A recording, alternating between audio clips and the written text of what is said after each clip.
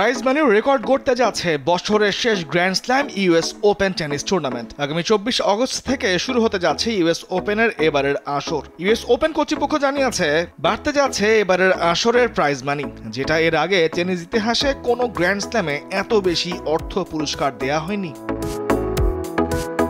শুধু চ্যাম্পিয়নদের জন্য নয়, প্রাইজ মানি বেড়েছে পুরো আসরের। আসন্ন ইউএস ওপেনে মোট প্রাইজ মানি থাকছে 9 কোটি মার্কিন ডলারের, যা গত বছরের তুলনায় 20% বেশি। 2024 সালে ইউএস ওপেনের মোট প্রাইজ মানি ছিল 7.5 কোটি মার্কিন ডলার,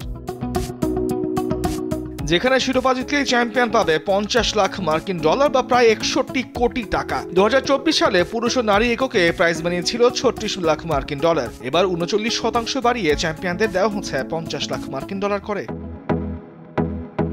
আর ফাইনালের আরেক যে ফাইনালিস্ট রয়েছেন, যার হাতছাড়া হবে শিরোপা, সেও পাবে 25 লাখ মার্কিন ডলার বা প্রায় 30 কোটি টাকারও বেশি। ফাইনালের মঞ্চে পা রাখতে না পারলেও আসরের সেমিফাইনালের মাঠে নামলেও নিশ্চিত হবে 12,60,000 ডলার। দুই সেমিফাইনাল থেকেই বাদ পড়া খেলোয়াড় পাবেন 15 কোটি টাকার বেশি অর্থ।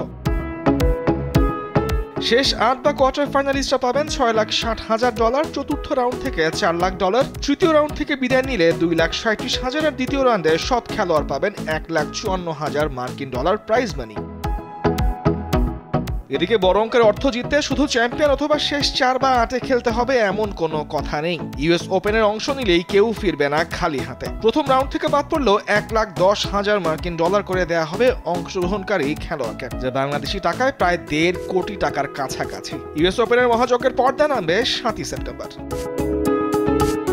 তামিমুর রহমান, স্পোর্টস ডেস্ক, দেশ টিভি।